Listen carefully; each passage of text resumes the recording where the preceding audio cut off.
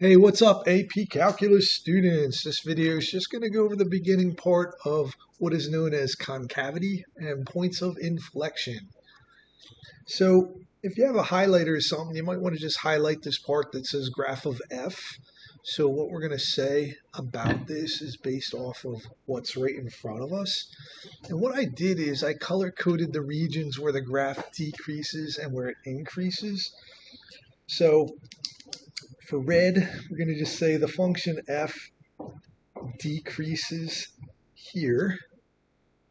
And what that means is if we stop anywhere in that interval and put a tangent line, the slope of the tangent line is going to be negative. So we could say f decreases on the interval where all the f primes are less than 0. And then we get to this next part of the graph where f is increasing. And anywhere we put a tangent line in that interval, that tangent line is going to have a positive slope. So throughout that interval, f prime is greater than 0. Now, when your function changes from decreasing to increasing, you hit this point here known as the relative minimum. So I'm just going to highlight that as so.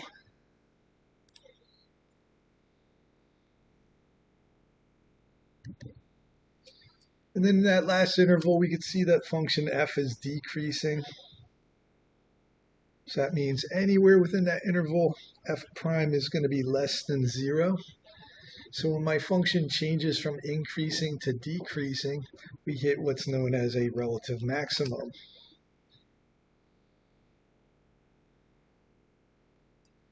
Okay, so we know all that from the previous lesson. The new part is what's called concavity. So if you could, just pause the video and color code your graph, and maybe in one color, just make all the way up to this point, one color, and then switch colors for the rest of it. So this first interval, the blue one, when the graph looks like that, we call that portion of the graph concave up. And when we get to problem one, I'll explain better what that means. But here, I just want you to realize visually what a concave up shape looks like. And then once we go past this particular point, the concavity of the graph changes. And when it looks like this, it's concave down.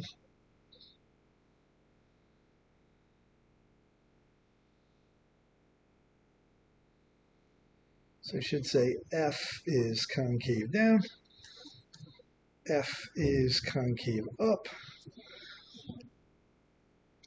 And that point where the concavity changes has a name.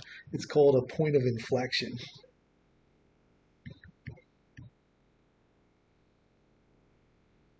So basically in section 3.4, we're going to be asked to say where our function is concave up or concave down and where those points of inflection are. All right, so why don't you go to problem number 1. So I'm just taking a very simple function, f of x equals x cubed. We're going to complete the table of values for f prime of x.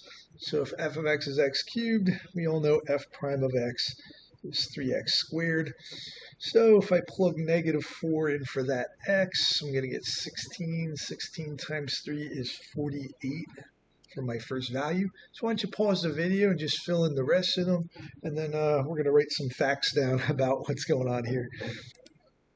All right, welcome back, you all. So hopefully you got those values in your table.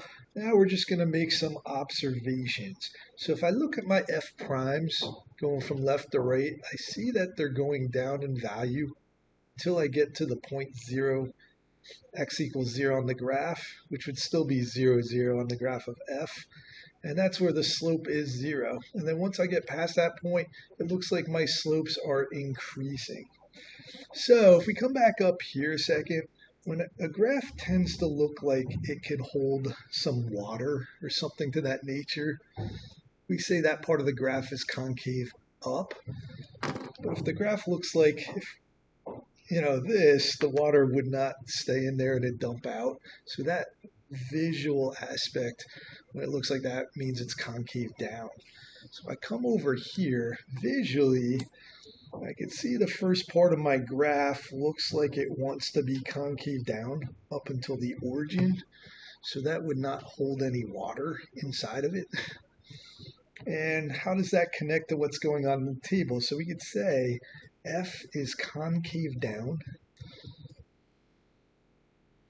on the interval negative infinity to 0 because, here's the important part, why do we know that? Well, our table shows us that the slopes are decreasing on that interval. So my first tangent line has a slope of 48, then it drops to 27, then down to 12. Eventually it hits a slope of 0 when we're at the origin. So the reason why f, which is the graph we're looking at, is concave down on that interval, it's because along that interval, f prime is decreasing. And once we get past the origin, well, now it looks like something that might stand a chance of holding some water in it. So it's like a concave up portion of the graph. So we could say f is concave up on 0 to infinity because, if we look at our slopes, once we get past the origin, it looks like my slopes are going up in value. So we could say because f prime is increasing.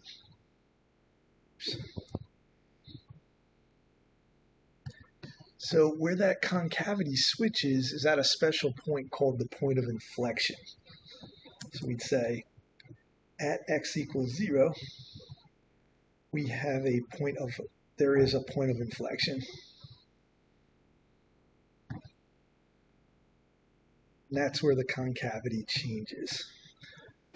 Okay, so now our definition of concavity says let f be a differentiable function on some open interval, capital I. The graph of f is concave up on that interval if f prime is increasing on that interval. The graph of f is concave down on that interval if f prime is decreasing. So if the slopes are getting bigger as you travel from left to right, you're on a concave up part of the graph. If the slopes are getting smaller as you go from left to right, you're on a concave down part of the graph. So these two charts on the next page are very important. You might want to star it. It kind of summarizes exactly what I was talking about on the front page. Definitely worth memorizing, so to speak. So if you have a function that's increasing over some interval, we know its derivative has to be positive on that interval. If the function is decreasing over an interval, its derivative has to be negative at every spot within the interval. So now if we go to the second chart, and if we say if f prime is increasing, well, what does that mean about its derivative? So if this function is increasing over an interval, then its derivative needs to be positive everywhere within that interval. Kind of like f increasing means f prime positive. If f prime's increasing, its derivative has to be positive. But back on the original graph, we just said, well, what happens when those f primes are increasing? That means on our actual function, we're on a concave up portion. All right, and then if f prime is decreasing over an interval, that means its derivative needs to be negative everywhere in that interval. And on the original function, we'd be in a concave down part of the graph. All right, so the last thing I'm going to mention in this video is just the test for concavity. So if your second derivative is positive for all the x's in an open interval, then your original function is going to be concave up on that interval. And if your second derivative is negative, less than 0 for all the x's within the interval, then your original function is concave down. So that's all I'm going to do in this video. We'll do some example problems together next time just to make these concepts come to life. So hopefully that made sense, y'all, and I will talk to you next time. Ta-ta.